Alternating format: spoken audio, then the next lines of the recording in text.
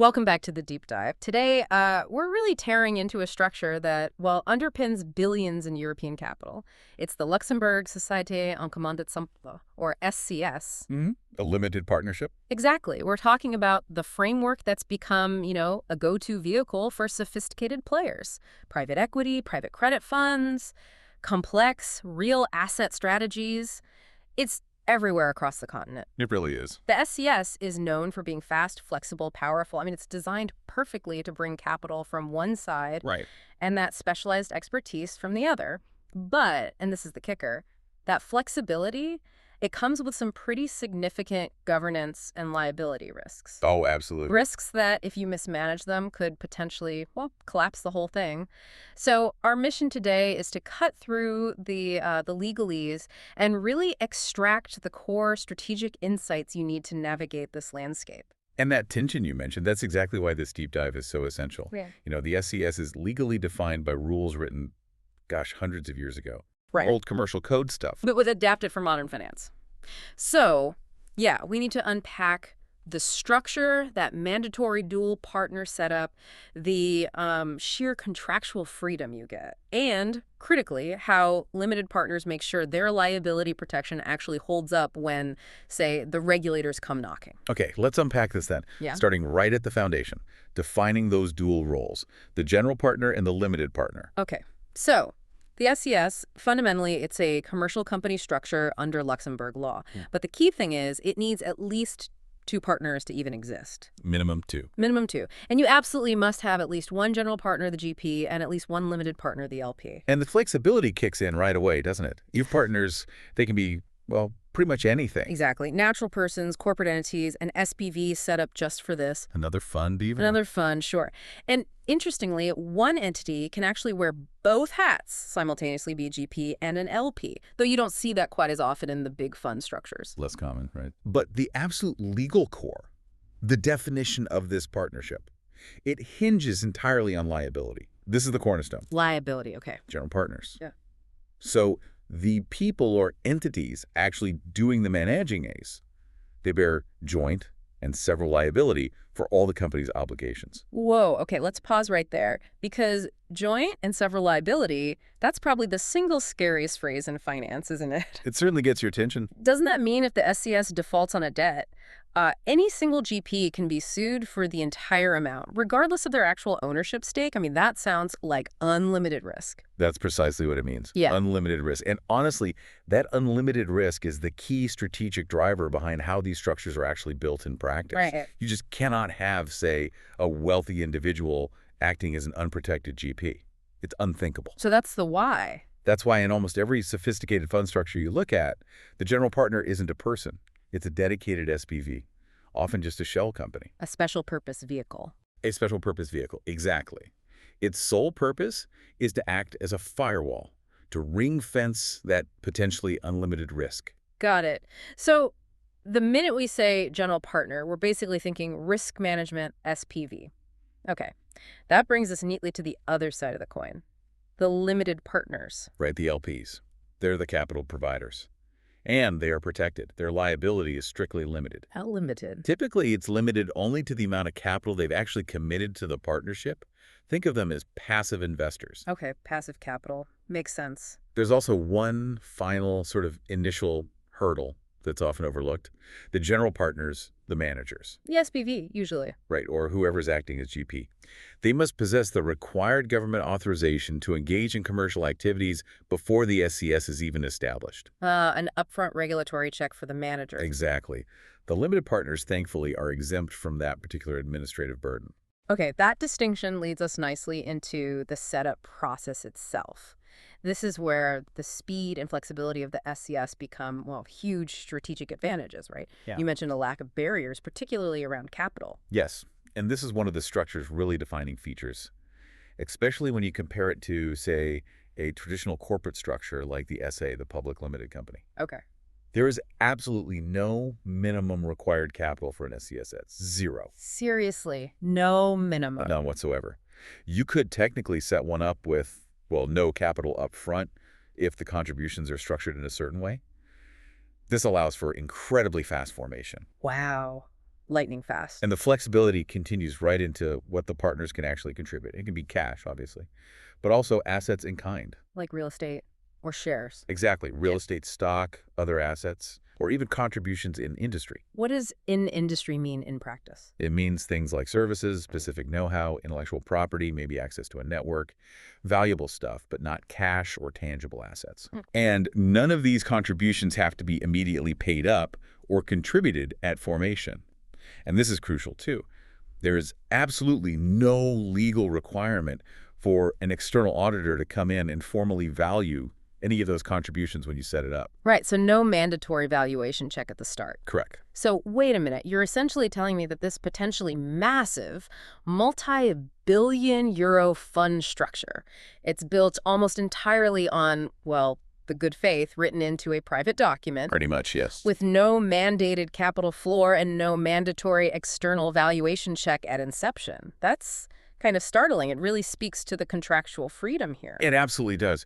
The SCS is created via a private contract. It's known as the Partnership Agreement, or often the LPA Limited Partnership Agreement. LPA, got it. And because it's a private deed, a key time saver, and frankly, cost saver, is that there is no legal requirement to involve a notary. Ah, no notary needed. That definitely speeds things up. It bypasses that entire layer of formal, often time-consuming mandatory execution. So what are the absolute must-haves in that private LPA then? What information has to be in there? Well, you need the non-negotiables.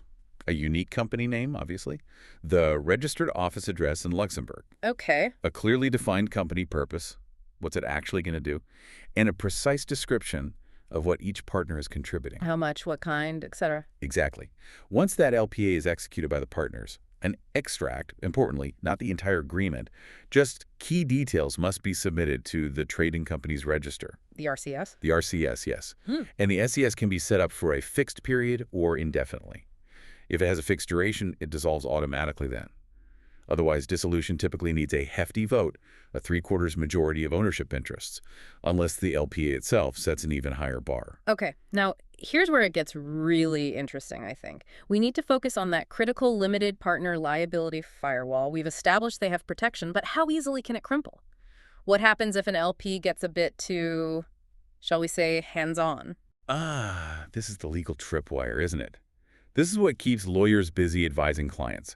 Limited partners are only protected if, and it's a big if, they strictly stick to the non-management principle. Non-management, okay. If an LP starts engaging in acts of management with third parties, or even just participates regularly in such acts, poof, their limited liability status is gone immediately. Gone, just like that. Just like that. They essentially become liable, just like a general partner.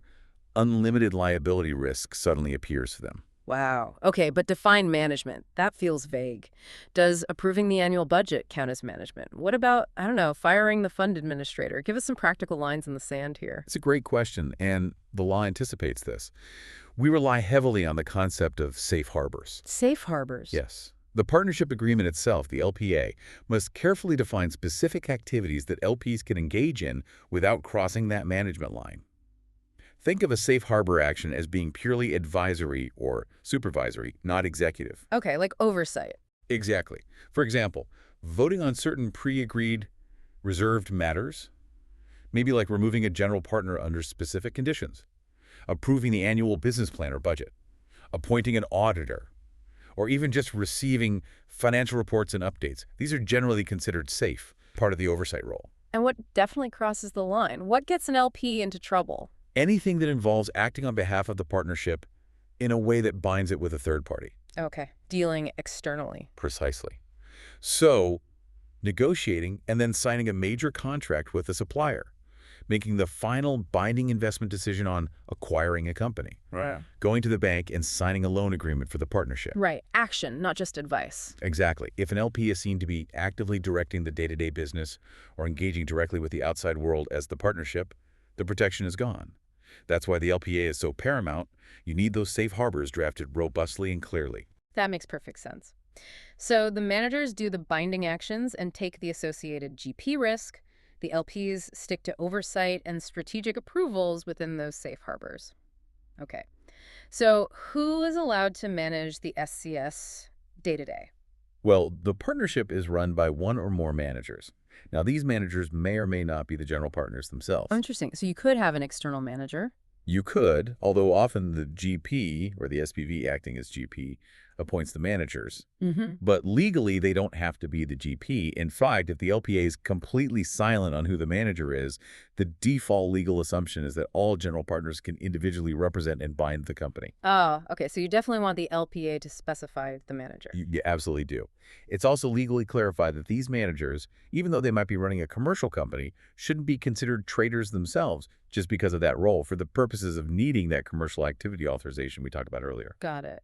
And the ultimate power, the big decisions, still rests with the general meeting of partners, right? Absolutely. The partners collectively retain control over the major foundational issues. Like what, specifically? Things like fundamental amendments to the LPA itself, Yeah. changing the core rules, or converting the SCS into a different legal form entirely, or, of course, deciding to liquidate the partnership. Okay, the big strategic shifts. Exactly. Those typically require that 3/4 majority vote of ownership shares we mentioned. And crucially, given how international these funds usually are, there's a massive convenience factor built in. Which is? A written consultation can completely replace a physical meeting. So no need to fly everyone to Luxembourg. Precisely. Decisions can be taken efficiently, globally, often just by email or secure portal, without ever needing everyone in the same room. Huge practical benefit. Definitely. Okay, let's pivot now to the perhaps less glamorous side of the SCS, the compliance, the regulatory filings. For a structure that seems so flexible up front, what mandatory internal paperwork does the partnership absolutely have to keep meticulously? Yeah, the flexibility in formation doesn't mean lack of rules later on. The regulatory framework really focuses on transparency, both for internal checks and external authorities if needed. The SCS must maintain a mandatory internal register. An internal register, what goes in it? It needs to hold a certified, always up-to-date copy of the LPA, a full list identifying all partners, GPs, and LPs with their details. Okay. Plus, detailed data on the ownership shares or interests, how much does each partner hold, and comprehensive records, references, for any transfers of those shares or interests. So a complete internal picture of ownership and governance. Exactly. And what about public visibility? We established earlier that an extract of the LPA goes to the Trading Companies Register, the RCS. But what about privacy, especially for the limited partners? They often value discretion. That's a key point, especially for institutional investors. While the general partner's details are typically public record via the RCS filing, Right. limited partners need not be listed by name in that public extract filed with the Luxembourg business registers. Okay. So LPs maintain privacy on the public register. Generally, yes. Only subsequent changes, like amendments to the key details in the extract or changes in management, typically need to be filed publicly after the initial setup. We also need to touch on accounting. It's not super complex usually. The SCS has to follow Luxembourg's standard chart of accounts. Okay, standard rules. But interestingly, preparing and filing full annual accounts is only required if the annual turnover exceeds a surprisingly low threshold, just EUR 100,000, excluding VAT. Only 100K. That seems low for potentially huge funds. It does, but that's the threshold for mandatory annual accounts filing. Yeah. Below that, the obligations are simpler. And statutory internal auditing, not automatically required either. No mandatory audit. Not unless specific criteria are met. Usually that happens if other more regulated corporate forms like SAS or SARLs are partners in the SCS, or if the partnership itself breaches certain substantial financial size thresholds over time. Okay, so audit requirements depend on scale and partner type. Got it. And finally, let's talk tax structure. This is arguably the single biggest magnet drawing people to use Luxembourg in the first place, right? Certainly a massive factor, yes. So what's the general approach? And maybe more importantly, what's the key tax risk that sophisticated users need to actively manage and avoid? Okay, the general position the target everyone is aiming for is that the SCS is typically treated as tax transparent in Luxembourg. Tax transparent, meaning? Meaning the income, profits, and losses of the partnership are generally not taxed at the partnership level itself. They flow directly through to the partners. Pass through. Exactly. The partners are then taxed on their share of the income in their own home jurisdictions, according to their own tax rules. This avoidance of tax at the fund level is incredibly powerful. Double taxation avoidance, essentially. Precisely. However, there's always a however in tax. The key risk lies in accidentally triggering local Luxembourg tax, specifically the municipal business tax, or MBT. Okay, how does that happen? It happens if the SCS is deemed by the authorities to be carrying on a commercial activity itself at the partnership level. Ah, the active versus passive distinction again. Exactly. If it's doing more than just passively holding investments, like actively trading, providing commercial services frequently, then that cherished tax transparency can be forfeited for MBT purposes. And it becomes subject to local tax in Luxembourg. Correct. The classification always depends on the specific facts, the actual activities being undertaken, and having meticulous documentation to prove its passive investment holding nature if challenged. Crucial documentation. Absolutely. And even when it is fully tax transparent, remember the SCS is still subject to various fixed local fees, potentially property tax if it holds Luxembourg real estate, and maybe net wealth tax depending on its assets. Right, not zero tax, but avoiding the main income tax hit at the partnership level. That distinction between passive holding and active commercial activity that really feels like the governance tightrope you have to walk constantly. It really is. Okay, that was a fantastic deep dive into the SCS. To kind of wrap this section up, we absolutely must address the common point of confusion for many. The SCS versus its very close cousin, the SCSp. Ah, yes, the Special Limited Partnership. What is the fundamental, the absolute non-negotiable difference between these two? They sound so similar. They do sound similar and they share many features, but the core difference boils down to one thing: legal personality. Legal personality, okay. The SCS, the one we've been discussing, is a partnership recognized under company law. It has legal personality. Meaning it can own assets in its own name, sue, and be sued. Exactly. It exists as a distinct legal entity. Its governance is therefore anchored in Luxembourg's statutory company law, which is then supplemented and tailored by the LPA. Firms tend to choose the SCS when they specifically need or want the comfort, the certainty, perhaps the familiarity of a company law framework. Maybe for specific regulatory reasons or tax treatments required by certain international investors. Okay, SCS company law plus legal personality, and the SCSp. The SCSP, the Special Limited Partnership, is the true embodiment of maximum contractual freedom. It has no legal personality. None at all. None. It's considered purely a contract-based partnership arrangement between the partners.